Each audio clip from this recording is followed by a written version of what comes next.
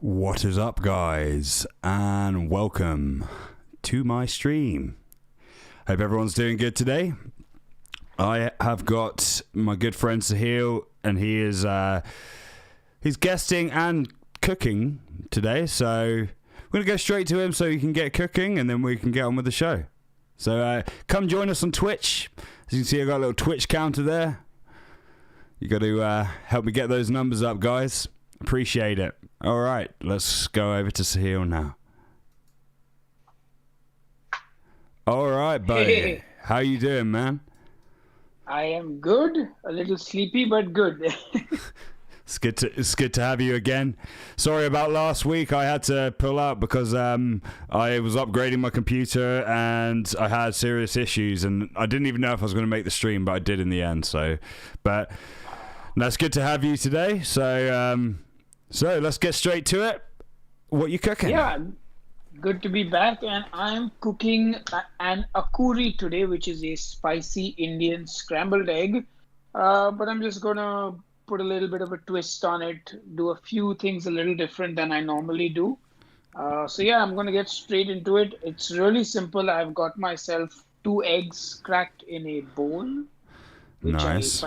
which I tilt any further, it will fall out. And I've got 3 vegetable items. That is some coriander or cilantro, depends on what you call it where you live. A little bit of chopped red onion and a little bit of chopped tomato, fresh tomato. I'd say Nice. that's about 30 grams of onions and about 50 grams of tomatoes, if anyone's being particular. And there's not much to do, but I've got some cream, some heavy cream, or as you call it in the UK, double cream Double or cream. single cream. Yeah, whatever you like. So I'm just going to put some of that into my eggs. I'm putting in about 2 tablespoons because I like it nice and creamy. Alrighty. And then I'm going to put in some salt into the eggs. And then you play your favorite Michael Jackson song, which generally is Beat It, Just Beat It. Which is like my theme Van song for Halen beating solo. it. Oh, yeah. King's everything. Oh, yeah. Yeah. All right. And then I'm just going to whisk the eggs. Alrighty.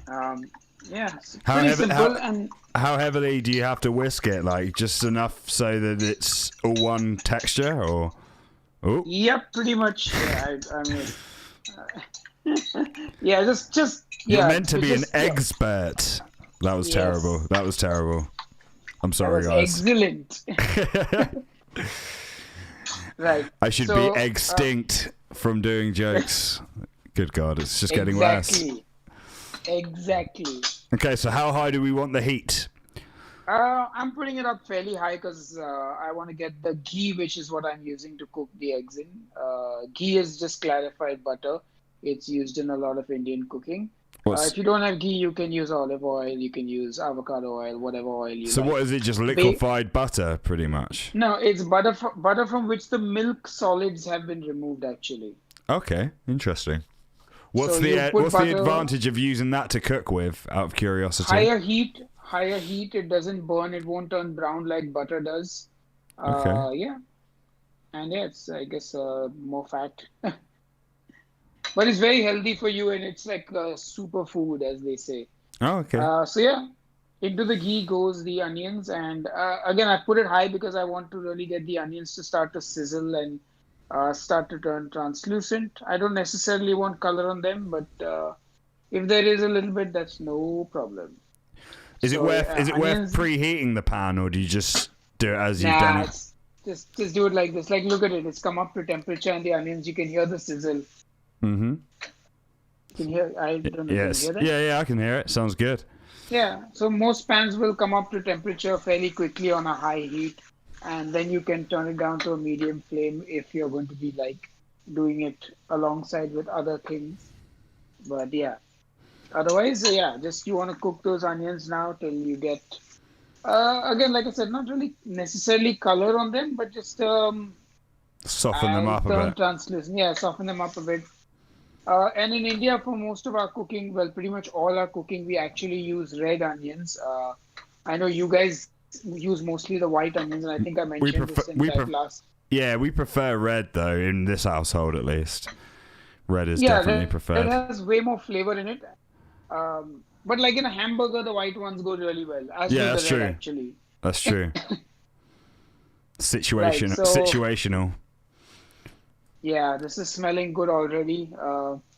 Getting that lovely smell of ghee. The onions have already And turned kind of any advice translucent. for cutting onions without crying like crazy?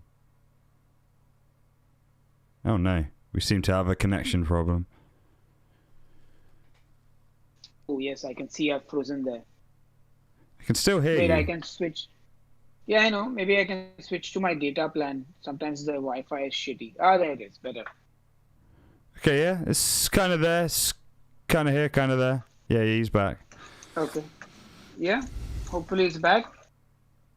So I don't know if you'll be able to see this, but my onions do have a little bit of color on them. So Yeah, that's exactly what I. they look delicious. Yeah. Yeah. So immediately in goes the tomatoes, which basically also brings down the temperature of the frying pan. Oh, okay. So, it will slower the cooking process a little bit because the temperature has dropped because the tomato is at like room temperature. And now is my secret weapon, Let's see. all the way from India. This spicy box. Ooh, that looks dangerous. Every Indian household has this. Well, it's not dangerous at all. So But I'm in a going to good just way. use, yeah. So I'm just going to use 3 spices for this. One is a red chili powder, which is not a spicy one. It's actually more like paprika. It's called Kashmiri red chili powder. Mm-hmm. Some ground coriander seed powder and some turmeric. Sounds good. And I'm also going to turn the heat down a little bit before anything burns, because that can happen. In fact, what I will do just to prevent any burning in the pan is I will just throw in a splash of water actually. Just a splash. It will bring the temperature of the pan down. It will prevent anything from sticking and burning if the heat is too high. And it will also help break down the tomato. So that little bit of water has gone in. And now I'm just putting in about a half teaspoon of the red chili powder, half teaspoon of the coriander powder, and about 1/4 teaspoon of the turmeric. And that is my spice blend for this recipe.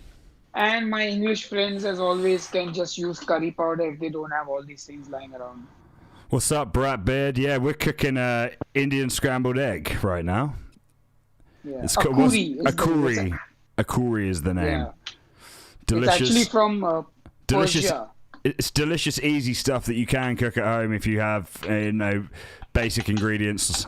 So Yeah. thanks for tuning in as well, bro. All So right. carry on. I'm going to add a little more water because I want to break down the tomato and onion a little bit, and most of what I added dried up. So, it's basically like with Indian cooking, it's a lot of just reducing, adding a little more water, letting things break down, and, just sort of make it into like, this is like the base for a lot of curries as well. Like onion, tomato. Normally we use ginger and garlic paste, which is like just ginger and garlic ground up into a paste, and a variety of these spices. And this is what makes the base for any curry, actually. Oh, okay. Yeah. So Now, if you threw chicken in this along with some more water, you'd actually get a chicken curry. oh, okay. So is that quite common in Indian cooking where things, there's a similar method to do a lot of different style of things, Yeah, like I've said, there's nothing when you say Indian food, like there's nothing that's just like eaten across the country. For example, I mean, like maybe rice is, but rice is not really Indian food. Rice is rice, but like more just dishes that are from Indian culture.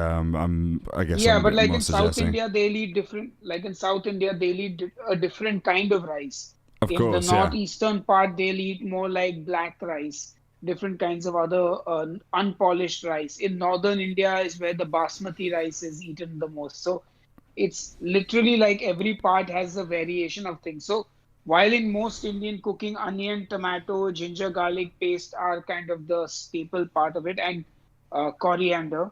Uh-huh. These are like the sort of the holy trinity of Indian cooking. But like in South India, they'll use more mustard seeds. They won't use mustard seeds as much in the northern part. Uh, So, so it's a lot of each region has its own sort of signature take on their own sort of Indian cuisine, I would say. yeah, pretty much every single state has its own cuisine, and Yeah, of like course, in of course. You certain know, states, in the UK, it's nothing like that. It's like yeah. it's like the same thing But everywhere. but a UK curry has its own charm, I guess. Oh yeah, So for here's the sure, for sure. I don't know if I've told you this, but so I recently did a chicken curry recipe on my channel, and I decided to use curry powder. And surprise, surprise, most of my non-Indian viewers had no idea that curry powder didn't actually exist. They thought it was an Indian thing, and I had to tell them that no, curry powders is a British invention, which then was taken to Japan, and that's why you get katsu curry and things like that.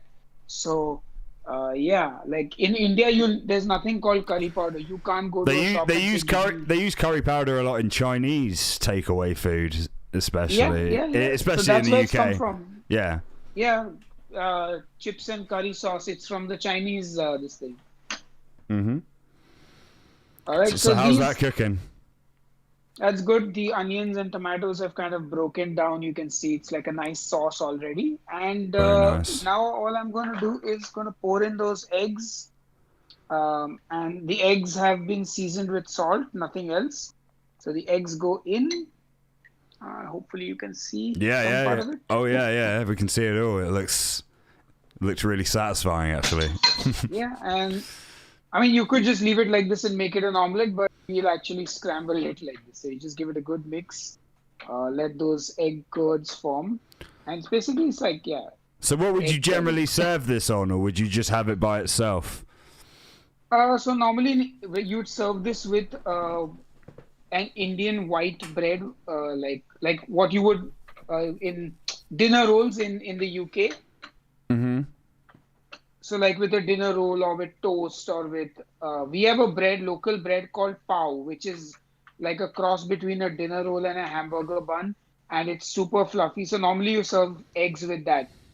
Oh, nice. And what, you just Okay, serve it like uncooked bread or like toasted, or no, just it's, how you it's want so it? fresh and no, it's so fresh and soft. You actually eat it as it is. Oh, interesting. So normally you'd buy it every morning fresh from the bakery. Like you eat it the day it's made within like a few hours. You don't leave it sitting Oh out much. yeah. That's the way to live, for sure. Yeah, I mean, of course, if you get it home, you can put butter, you can toast it, you can do all sorts of things to it, as people do. Mm-hmm. Right, so I'm turning the heat off now because the eggs are already cooked. As you can see, beautiful. That was quick. So how long was that exactly? Because we were kind of talking for it. It's about less than 2 minutes. Just less than 2 minutes, and just because the heat was up high. Okay, yeah, because they do. Go on. Sorry, I was saying in goes the coriander or the cilantro or whatever you want to call it. Just throw that in, and you give it a final good mix. And now normally you would remove the eggs from the pan if you don't want to overcook them too much, but I think it's okay, whatever I'm doing. Because I cooked it like just about where I needed it and turned it off so that the residual heat in the pan will continue to cook it too. So like in India, we don't really like those creamy scrambled eggs. You know, the ones like Gordon Ramsay does and Blumenthal. I like them a little bit more cooked as well, personally. Yeah. So these are fully like cooked till they're firm almost. So yeah. But that's it. Pretty much done, my friend. There we got it. A curry. Look at that, Spicy guys. Scrambled eggs. I always forget where the camera is. Yeah, that's it. Is this a something that you have on your page, or this is a so people can go check this out if they want to do it themselves. You can go check them out on Headbangers Kitchen on YouTube. .com. Actually, headbangerskitchen.com is the easiest place because the search function will only show you my recipes, and the video is embedded on every recipe page. So yeah. Well, there you go. sorted out. Headbangerskitchen.com, guys. He has 500,000 followers, and for a good reason. So go check it out, especially if you're looking to eat some keto food, because that's kind of your speciality on the page, isn't it? Yeah, but the beauty of it is that you can pretty much eat it no matter what diet you're doing. The only thing I will advise anyone who's not doing keto would use less cooking fat than I do, because keto is high fat. So I'm always a bit generous with the cooking fat, but just if you half the amount of cooking fat that I use, then it's as good as a normal recipe actually. Nice. All right. Well, we're going to get into an interview after a song. So do you want to give me a song and I can search for it on the tube? Sure. Are we doing Demon Steel or Demonic Resurrection? Which one do you prefer? Your preference, my friend. Whatever you want. All right, let's do a little Demonic Resurrection. Maybe you can play them the song called Krishna, the Cowherd. Okay, give me a minute to find that. Yeah? You can Yeah, see my that's from screen, the so you can make sure I'm getting the right icon. one. Yeah, that's from the latest album, Dash Avatar, which came out in 2017. And how time flies, man. How time flies. Sorry, what's the song called? Krishna the... Just search for Demonic Resurrection. It'll show up on the first page. Actually, this is a good insight into how the UK... there it is. Krishna the Cowherd. Just below the UK flag, yeah. If you manage a team, you should be Typical using Monday.com. advertising. It's a platform to manage any team There's and any 0.001 cents for me. All right. So let's check this out. I need to make sure my stream's working properly first. Sorry, give me a second. I need to make sure everyone can see it. Yeah, no worries. Give me a moment.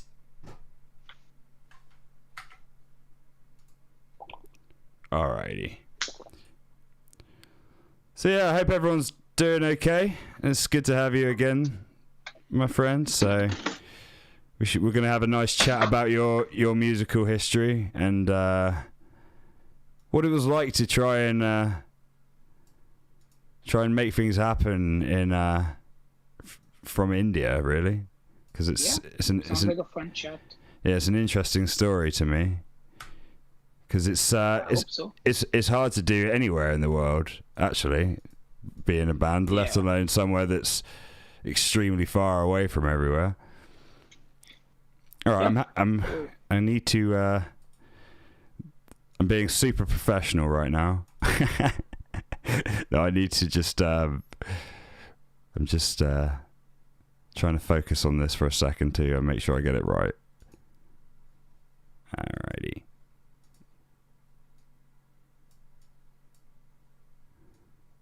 Okay, that's like a OBS Inception. Stuff is like... Here we go. Too much. I'm making progress. Alrighty. Yeah, well done. Okay. So I recently switched to dual display, so things are a little confusing for me. Nice. But it's a lot easier now for me to do stuff, but apparently I just didn't know how to do that. All right. So yeah, let's start the song. Enjoy, guys. Sorry about that.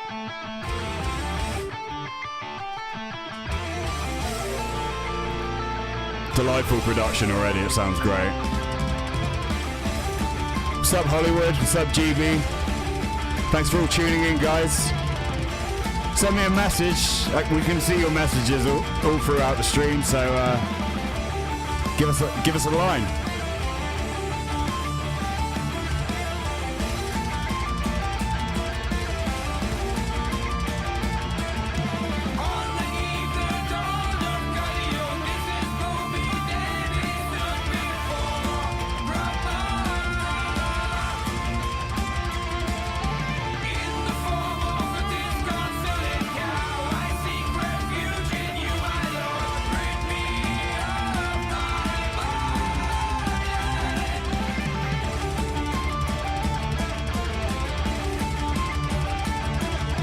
we're gonna get some insight into the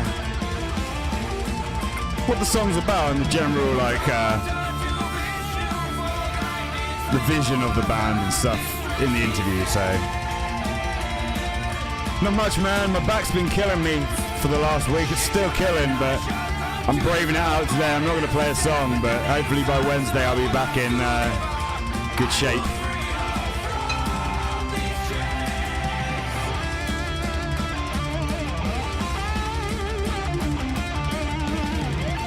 Production's really nice on this. I love it. It's just my sort of thing.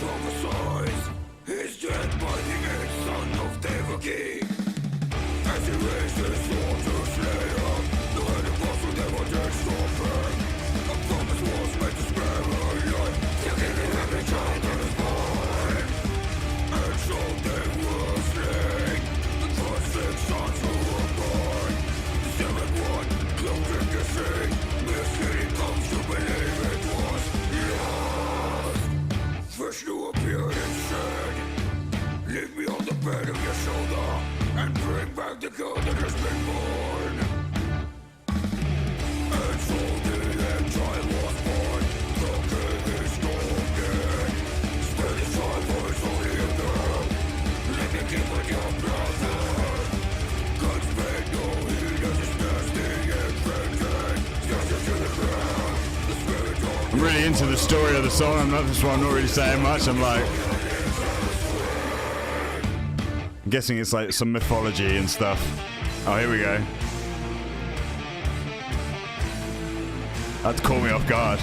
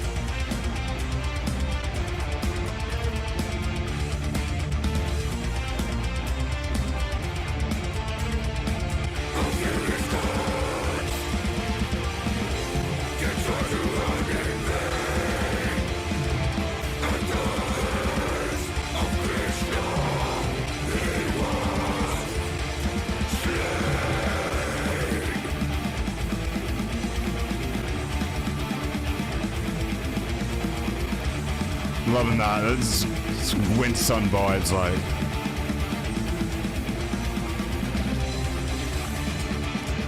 Yaru to be proud of that one.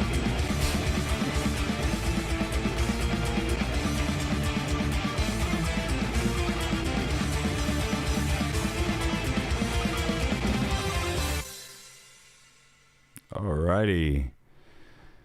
That was Krishna the Coward.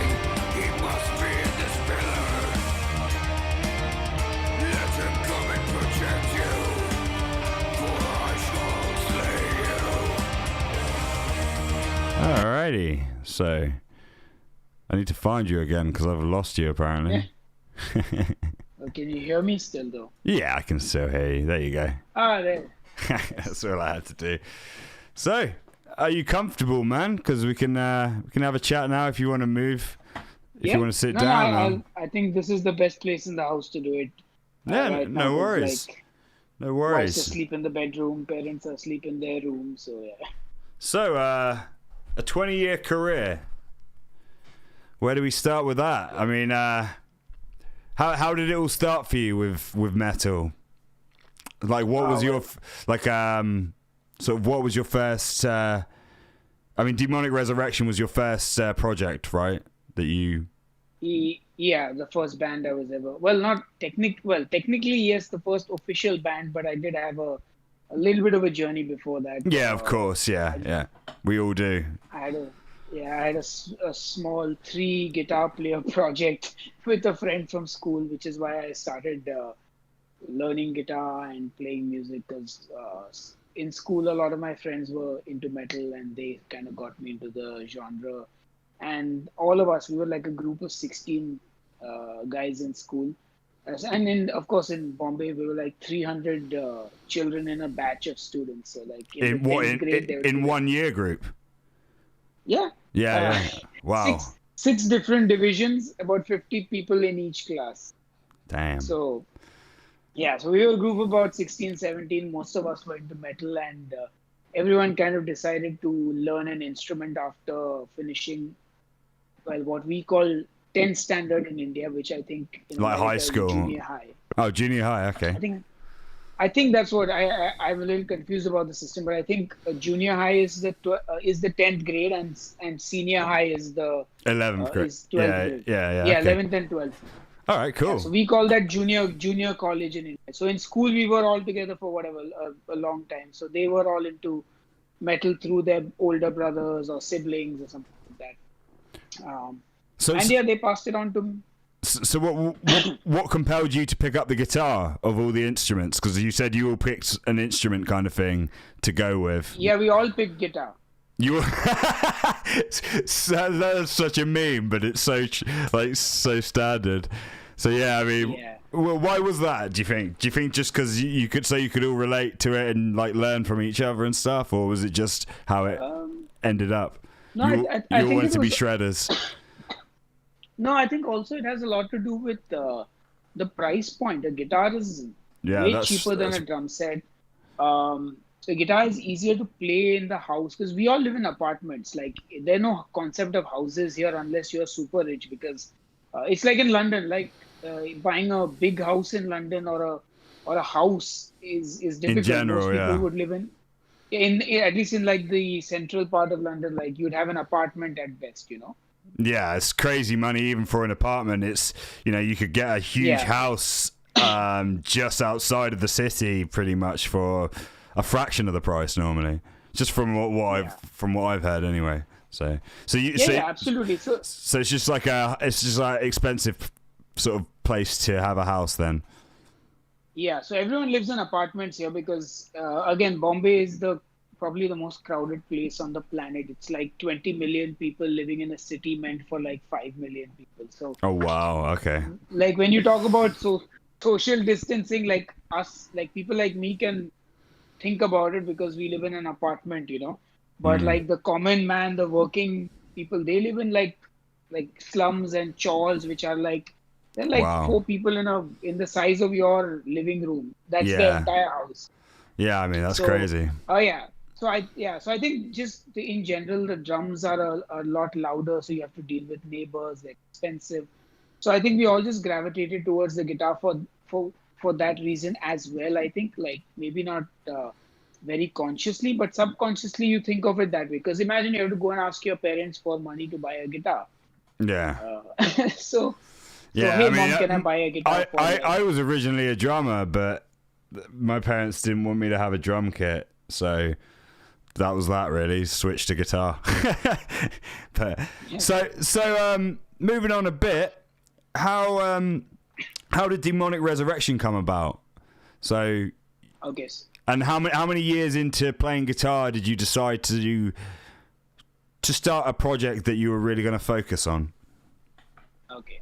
So I was just one of those people that did not like to learn other people's music, and I still am. So the moment I picked up the guitar, I was always writing songs. Like I remember picking up the guitar for the first time, not as a lesson or not even my guitar. I was just at a friend's house who had a guitar, and I was just playing it, and I literally could press 3 notes on the guitar, Yeah. Tung, tung, and I was still writing songs that time. I was like, So for me, I was writing from the moment I started playing guitar, which is around 1998. I think probably 99. My friend Sunil, who's also one of the people who was the best guitarist of us all, he came over to my house and taught me how to use a drum sequencing software and record a song. Like he basically sent me a song he recorded, it blew my mind, and then he taught me how to do it. So from that moment Nice. on, I just started writing songs. So what software was that? Just out of curiosity, because obviously that was quite a few years back. CQ Beat. CQ Beat. CQ Beat was the drum software. I remember my first song was actually recorded in Windows Sound Recorder. Nice. I think there was a function of add wave file, so you could layer wave file over wave file or add it forward and backward. So that's actually how I did it: drums, guitar, and vocals. And obviously, there's no metronome, nothing, so everything is out of tune and out of time. We've all but been it was there. the first song I wrote. Yeah, it was the first song I wrote. So I was like, wow, this is insane. And in that first year, somewhere I kind of decided I wanted to form a band, and I would call it Demonic Resurrection, and we would cover. Surprisingly, we had a list of bands we would cover. Very strangely enough. We would cover Death, Judas Priest, I think Metallica, Pantera, Sepultura, all these bands. All these guitarist bands. Pretty much. And the funny thing is, at that point in time, there were very few drummers in the local scene. The double bass pedal had not even reached India. Like whoever had a double bass pedal had got it through some kind of. Like they were rare. Let's just say some kind of back alley deal, rare. Back alley imports. Yeah, even if it was made locally, it was not something that you found in a music shop. You'd have to specially order it and stuff. So there were no double bass drum players. So the question of doing any of these songs or even the music I was writing was like impossible. Like today, covering a band like Death or Slayer is like, okay, there's a third drummer can do it, But in those days, just the thought of playing I remember that the drum part of one.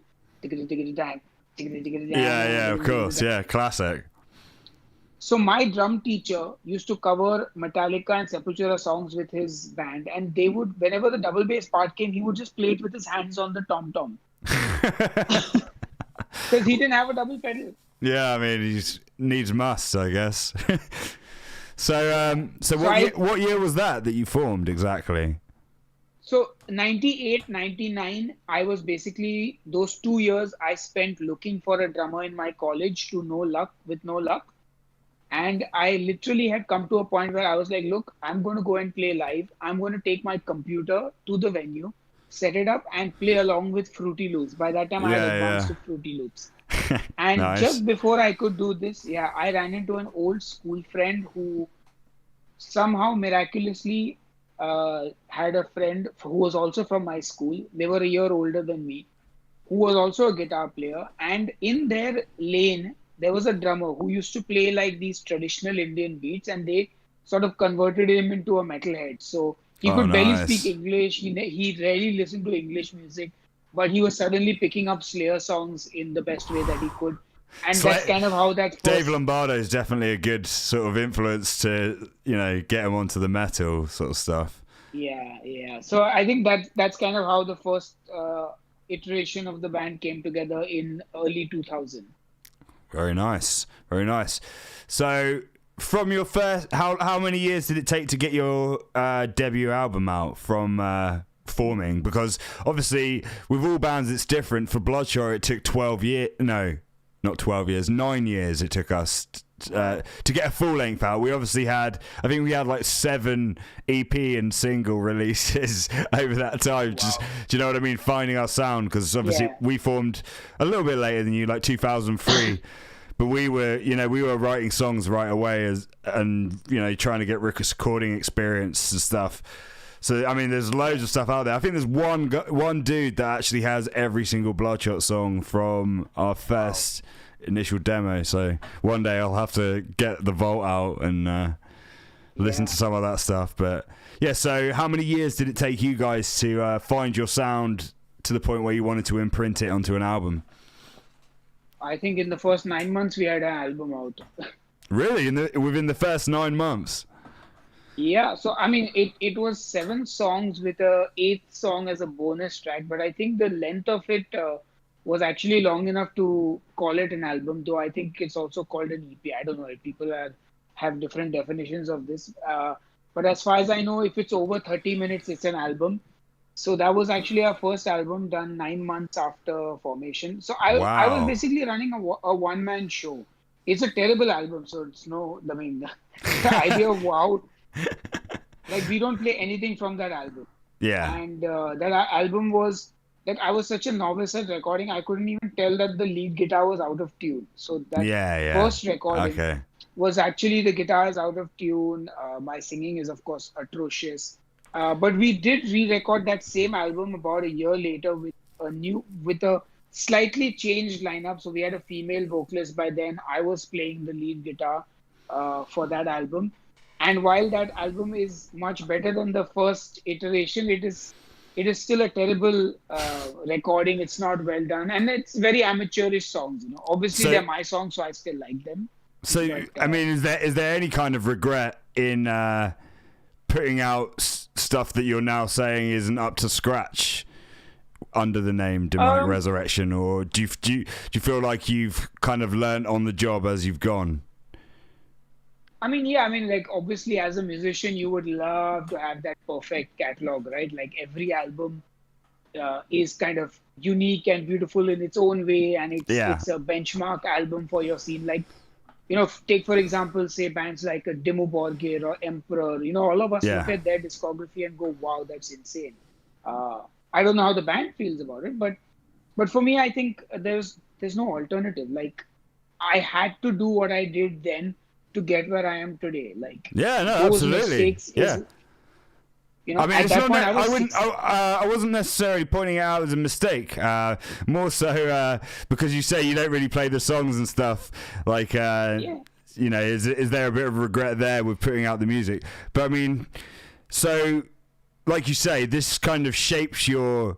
Because you record it all yourself and do all the production yourself. Yeah, and that's a was your college a music college or? No.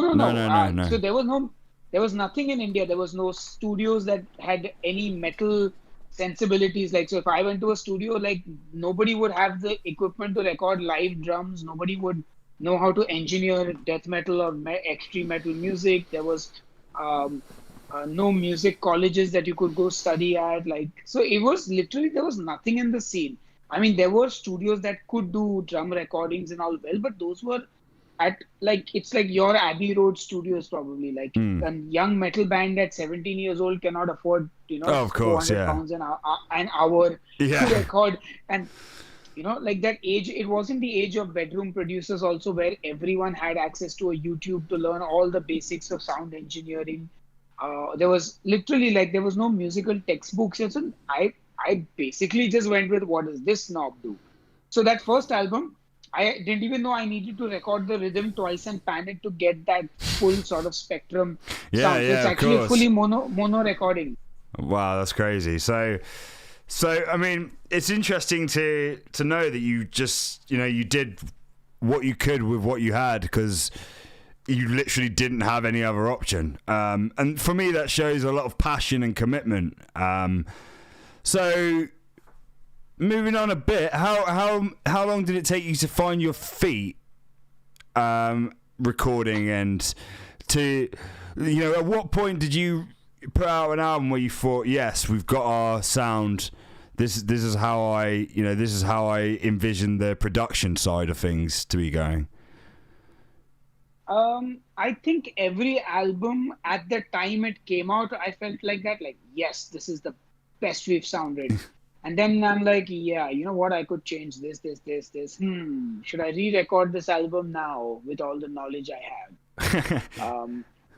So, like, I think is it an ongoing thing still now? Because obviously you've released. Yeah. How many albums have you released in the last? 5 albums, 1 live album, 1 EP.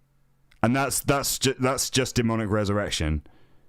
Yeah, that's just Demonic Resurrection. So how many albums in total from yourself have you put out? I think 15 albums at least. Okay, I mean, that is seriously impressive because, guys, I've been doing it probably about a similar amount of time, and I've put out 3 albums so far.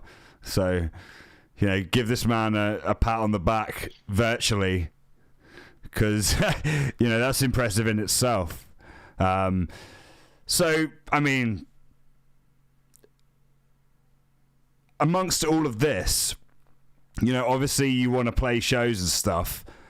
India is a humongous country. Like, for people that don't know, it's one of the most populated countries in the world, and it's extremely large. Even if on the map it doesn't look that big, it's just so vast. I mean, when I've toured there myself, and we had to fly sometimes 3 times between shows. So I mean, it's a crazy place. So how did that impact you on getting yourself out there, getting yourself known? Because obviously touring's the bread and butter for bands to, spread their sound. How did it impact you? Yeah, so that again is in India. There was nothing. There was like what we had was the university festivals, which is the battle of the bands basically. So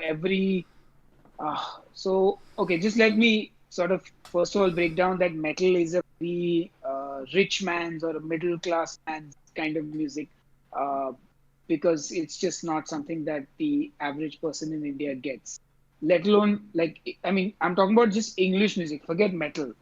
English music itself, is a very privileged person's kind of music because they have access to that stuff. So your market size in India, while the country may be 1 billion people, you're looking at the smallest possible number. So it's like, imagine if in the UK you could only tour London and Manchester, because those are the only 2 cities where the concept of going for a gig exists. Yeah, no. Like the concept of going. I mean, I can totally. Sorry to butt in for a second. I can totally agree with you because when we went over there with Zeraf in 2014, and we played actually some shows in. I'm trying to remember. I mean, it's basically the northeast where it's pretty much on the border in the mountains, and you could. Apparently, we were the first ever international band of any genre to play in the region, which was mind-blowing obviously to us, a complete culture shock. But I mean, I could totally see that because that was definitely a sort of poorer sort of area, but everyone in the town came along, just because it was not because of it being metal, just because of it being something international band, something coming. I mean, we had to fly 3 times and then drive through the jungle pretty much to get to those shows, so it was quite amazing. But one thing about that place as well was I think it was Synatope, maybe it was called. There was actually it was one of the last places World War II was fought, so there was a grave, like a mass sort of grave there, soldier grave that was completely funded by the British government, which was so surreal.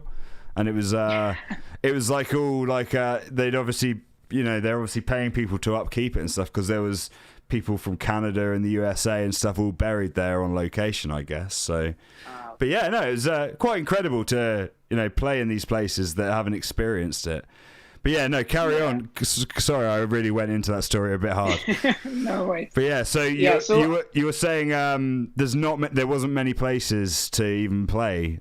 Like it wasn't even a thing. There's not many places to play. If you had to travel to another city, you were only traveling to the metro, so you're actually restricted to about 4 or 5 cities back in the day. And as you would have noticed, even as recently as when you came, the infrastructure and the traveling is not easy to all parts of the country, let alone the fact that there's an audience that understands the music and there's a venue to put up the music. So let's just say touring is basically, if you play 12 shows in a year in India, you are doing a good job.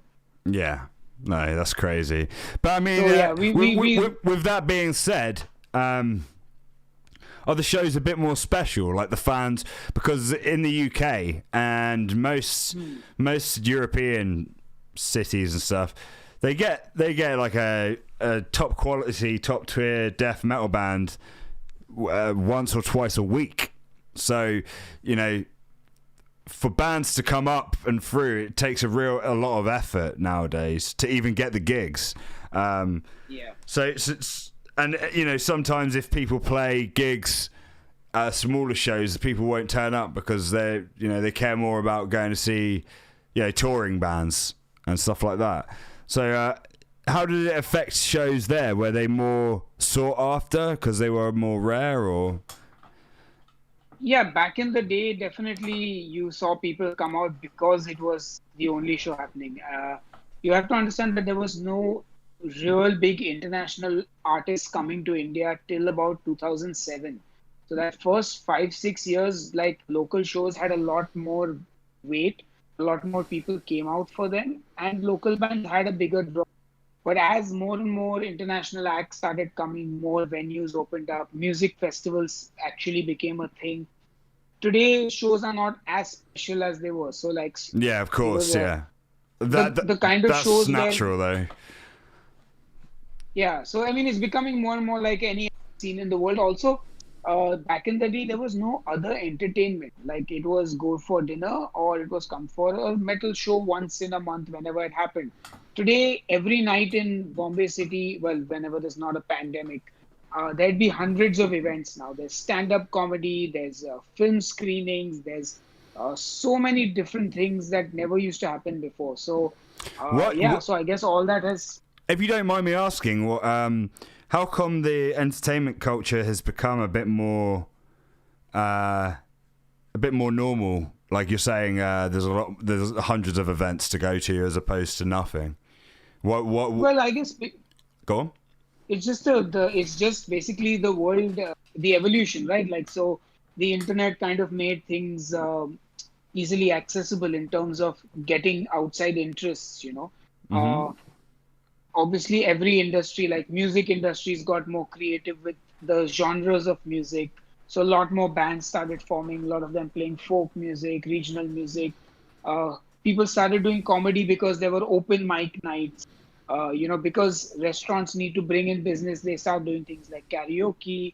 So all these things slowly just start to pick up. Music schools and music colleges opened up. Arts became a little more... it's just the sort of westernization and the culture sort of becoming like simple things like, now taking out loans for buying your things, more people not living with their families in a joint family system and moving to other cities for work. So you have a different kind of family where a couple will go out after work as opposed to the norm, which used to be to go home and spend time with your family. So all these small things have really started to change the entire sort of thing here, Is it would you say it's a positive thing, or because obviously you're keeping the culture's still there, like you're not going completely westernized or anything like that? Would you say it's a positive impact on the economy and everything like that? Yeah, absolutely, because now people are going out for concerts. It's not like every concert is a Western concert. It's people taking Western instruments and mixing Indian regional instruments and singing in their local language. Stand-up comedy is also not just in English. There are so many stand-up comics in regional languages, in Hindi. There are also now rap has suddenly made a huge explosion in the Indian market because it's reaching where, say, metal couldn't go before, because of the instrumentation and the the style, and also the fact that it's mostly sung in English here, doesn't really resonate with the common man. Whereas rap, because it also comes through film music, the sound and everyone can be a rapper. You don't even need an investment. You just need a brain and to think lyrics and spit out rhymes. So. Like, just to let you know, your picture's going a bit funny again. I don't know if you want to maybe switch. It's your voice is cutting in and out a bit there. That's all right now. My data plan is not dying. It's all right. No, it's all right now, I think. So No, it's good. It's good that there's a lot going on, and you know, it's nice that bands have the opportunities. I mean, there's a lot of bands that have come out of India in the last 10 years, I guess. You know, so Yeah. especially when we went there was a host of bands playing when we did the Gojira show. I remember there were guys that came from all across India, so it was, you know, that was a really cool experience. Yeah. Even though Gojira had like a 55-hour sound check or something, and almost had to pull bands off of the show, and we were like, oh no, we can't do that. I think we sacrificed a bit of stage time to let some of the local guys that had travelled for a couple of days by train to get there, because obviously Bangalore, it was in Bangalore, which is pretty much the south. Yeah, you know, I was there, right, at the show. Yeah. I was shooting at Bangalore Kitchen with Gojira there. Oh, really? Were you? Yeah. I honestly, I can't remember that. I can't remember. Go on. I don't think we actually met at the show, but I was there. I was backstage. I was doing my interview with Joe in the backstage area, and met them, and then I was watching the entire show, so I saw everything. Yeah, I was there. Yeah, I mean, I'll be honest. You probably wouldn't have met me because I was so ill at that point in the tour that I didn't come to the show until about like half an hour before sound check or something. It was something stupid like that, and I was basically showering and sweating in the shower when the shower was on full cold. It was like the worst experience. Although saying that, I never got the Delhi belly, as they were calling it, but I just got just a really, really high fever, unfortunately. And it was I was fine for the rest of the tour, and typically before the big show, it was like, oh god. But we still managed it. It was I can't really remember. I was kind of like, that was a gig where felt like I was hallucinating because I'd been in such a bad way for the whole time. But no, yeah, it was a good time. It was a good time. It was a ton of bands played, to be honest. I remember there was like a Dream Theater style band. Maybe you can help me with the names. Most of those bands are probably disbanded also, so I don't remember most of them. Oh. Well, there was the slam band. Oh, what are they? There was Gutslit, I think. Yeah, Gutslit. Yeah, Gutslit. Yeah. They're pretty big now. They're still around. Yeah, they're doing great. Their most recent record was absolutely savage sounding. I remember hearing that. Yeah. But yeah, so let's delve into another song, and then maybe we can talk about sort of lyrical stuff that you go into. Yeah, sounds good. If you're up for it. Yeah, sounds good. So let me just I need to get used to this. Alrighty. I guess you can play Narsimha, which is there on the left side of the YouTube thing. Oh, perfect. This profile gauge can be used to measure the shape of irregular items to create an instant template for marking precise cut. Alright, here we go. I'm actually going to full screen that and quickly grab a drink. Enjoy, guys.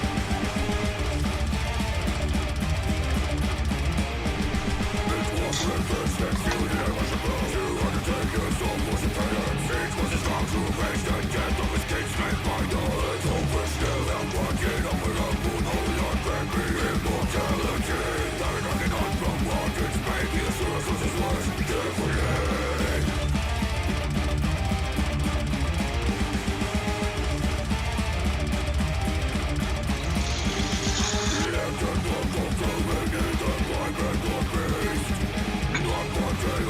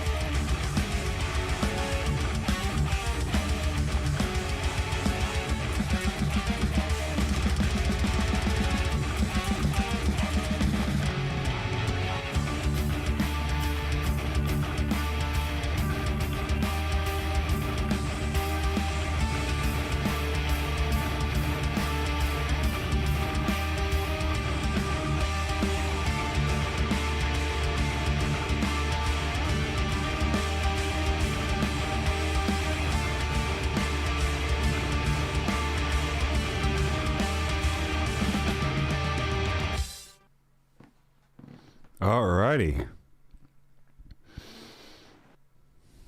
And we're back. So, typical. No thank you. So, what was that song called again? Sorry? I didn't... That was Narasimha the Man Lion. Alrighty. So, let's talk a little about your lyrical concepts. With Demonic Resurrection, do you keep the same sort of vibe going throughout, or? Not really. Like, it's changed over the years, but it's all in the sort of fantasy-based realm. Actually, that first album we did was a little emo 16-year-old me singing about being sad and shit like that. Yeah, that's what I still do. So I'm living that dream. Yeah, so when the new lineup came together around 2003, the guy said, look, you got to write about less wimpy, whiny shit. So, we started writing about darkness and things like that. And then it just kind of evolved from there in the fantasy realm. So the two songs we've listened to today are both kind of mythology based, are they? Or yeah, those are actually just literally taking the stories word for word and telling them to you. What culture are they from? What religion? It's basically Hindu mythology. Okay. So in Hindu mythology, there is Brahma, the creator, there is Vishnu, and there is Shiva, the destroyer. And Vishnu has 10 avatars, and that's basically what the entire song is. Sorry, you keep cutting out there. So say the last line again. Yeah, so every song is a story of one of the avatars of Vishnu. Vishnu has 10 avatars, and basically Dash avatar means the 10 avatars of Vishnu. Oh, okay, cool. Who's the preserver in Hindu mythology.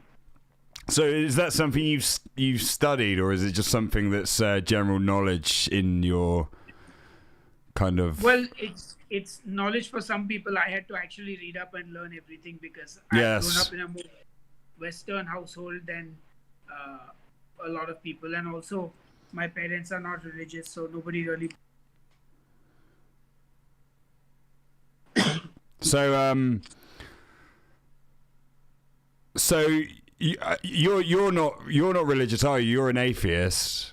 Yeah. So what compelled you to sort of read into this and create some music around it, with it being religious, sort of in origin? In nature, yeah, it can be perceived as a thing. Yeah, sure. So actually, when we did the Demon King album, playing around with the Indian sort of theme, so to speak. And then my wife is the one who actually told me the story of Narasimha. Said, look, mythology is actually quite brutal. These themselves are quite brutal. And she told me the story. I was like, you know what? Like, I may not be religious, but cool stories. As a concept, it's... I'm sorry, man. You're cutting in and out now. I really don't know. I think it might be your internet connection. Yeah, it's even my AirPods have died. Let me see if I can do anything on my side to make it better. Let me see if I can do Wi-Fi back. Okay. Let's see if it's any better now. I've done a few things on my side as well, so hopefully it will be. So yeah, you were saying your wife was explaining that the stories are quite brutal in nature. Yeah. The mythology, and she showed me that it can be quite brutal and cool. I thought it was a good concept to kind of go with for the album story. And in fact, we actually, this is a debate me and my keyboard player then had about the album. He didn't want it to come off as an album, like, because it can be quite easily misinterpreted. So yeah, that's why we had the whole man-made demon made go the start and the end of the album, kind of make it. Okay, we might have to wrap it up here soon, man. Just because you keep cutting in and out there, and I don't want to keep asking you questions for no one to be hearing you. That's all. But I mean, we can talk. I'd like to talk more, honestly. So we'll try and carry on for a bit. So I want to talk about playing gigs internationally. You've done it a few times.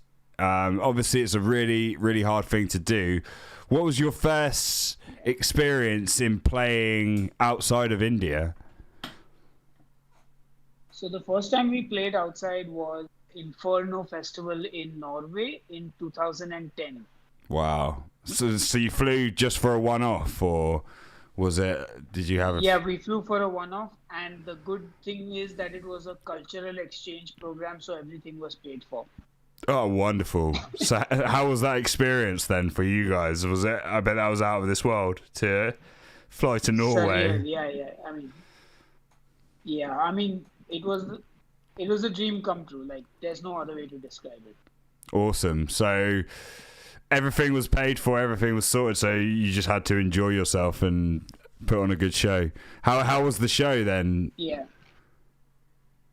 I think at the time we were a bit upset about a few mistakes we made and stuff, but overall it was a fabulous show. We had the crowd screaming for us. They were shouting for one more song after we left. So oh, wonderful. Yeah, we couldn't have asked for a better gig, actually.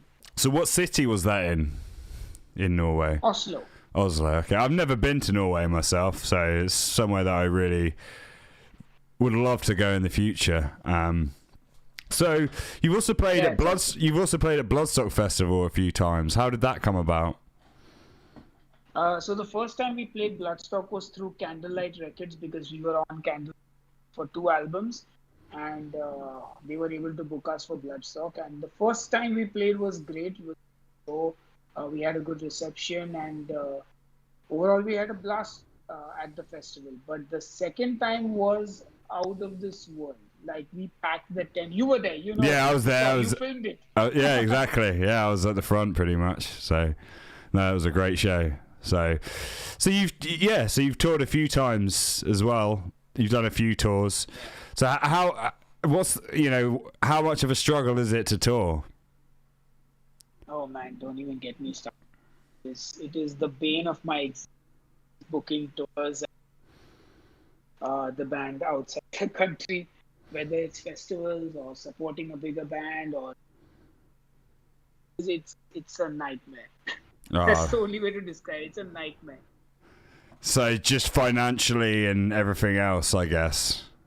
Yeah, just dealing with people also. Like, people are so unreliable. Like, I guess bad luck at the same time. You know, I've wasted 2 years waiting on agents. Said, yeah, we're booking shows, we're working on it, and they finally either quit the company or they book the thing, and then it's too late. And the thing is, the worst part for us is it gets very late for everything. Yeah. So, you know, and if you're a small band, you don't necessarily get a quick reply, whether it's a yes or no. And then, yeah, it just gets too late for everything, you know. Yeah, no, it's definitely hard for anyone, really. Like, even bands in the UK find it difficult to travel out. So I can't imagine how difficult it would be for bands like from India, Australia, Japan to really branch out. But I mean, it's nice that you've had the opportunity to do so, and I'm sure you're going to get more opportunities. Because I mean, you once, if I remember rightly, you played at the Metal Hammer Awards one year. Is that true? Am I imagining that? We didn't play. We received. Oh, you received. Yeah. Did you actually did you attend the?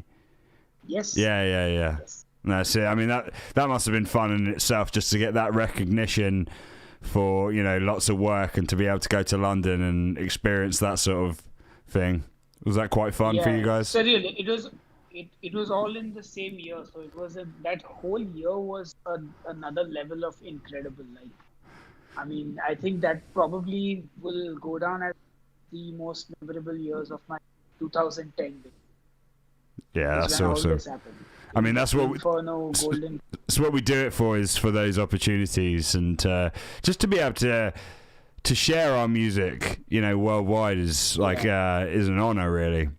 And to be honoured by Metal Hammer in that way, that must have been really great and good gratification for all of the trials and tribulations you've had trying to get to where you are. Yeah.